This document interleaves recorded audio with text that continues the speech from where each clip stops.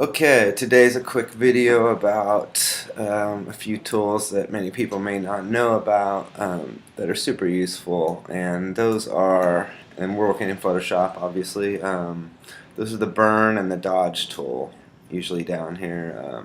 The burn tool is usually the default, but they're both in this palette right here. So what the burn tool does, and their names refer back to old darkroom photographic processes that are not used in this day and age. But uh, here's your controls up here.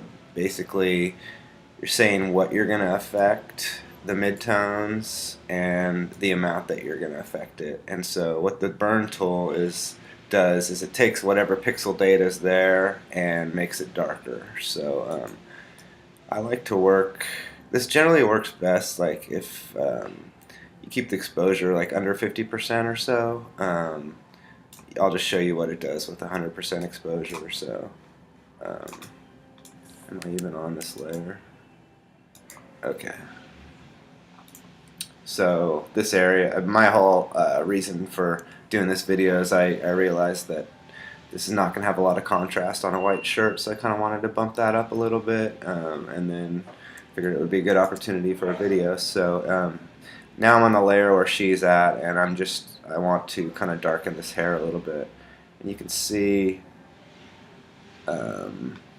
it's really easy to go overkill with this thing. It's since I'm working on the midtones, it's kind of like darkening those shadows for me. It's really works excellent, and typically works well with a nice big brush and kind of a low exposure. So that 100 was a little extreme. One thing you got to be careful when using this tool is if you're using it by kind of just tapping around, which a lot of people just kind of let me put this guy back. A lot of people just kind of tap around to use it. It'll eat up your history really fast, you can see. So you just want to be careful about that, not getting too deep in and then not being able to get back. There are non-destructive ways to do it, but that's way more advanced than this video. So, so yeah, like I said, I like to keep it down lower with a relatively large brush, and I'm just going to kind of brush along here, basically.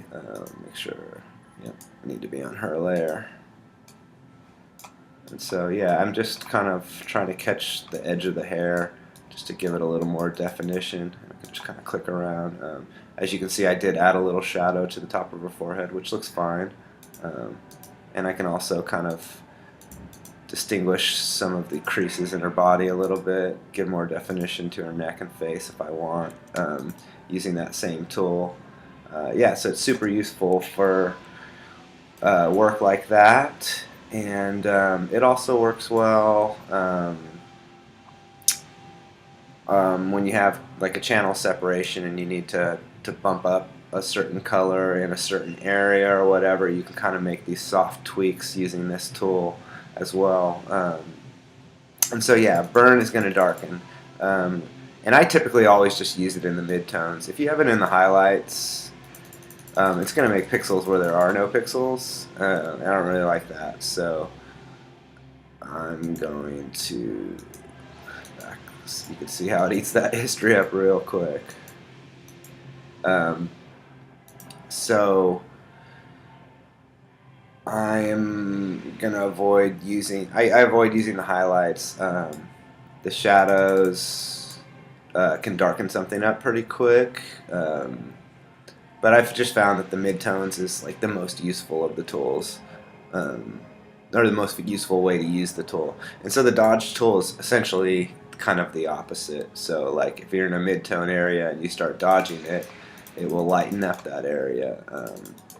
As you can see, I've got what you would consider shadows, which is almost full black, and midtones.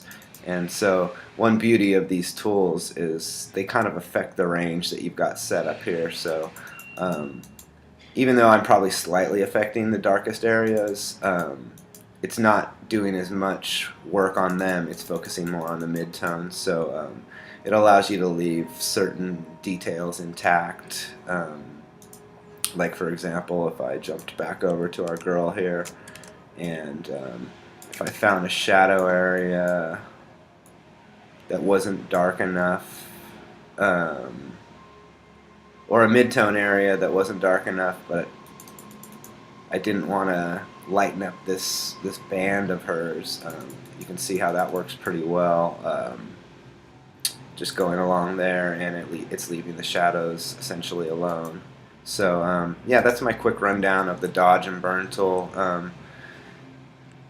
I'm a screen printer, so I'm always working in mostly grayscale images and channels, so that's where I find it the most useful. But yeah, it can be used to clean up photographs and enhance shadows and highlights and whatnot. So yeah, that's my quick rundown of the pretty darn useful dodge and burn tools.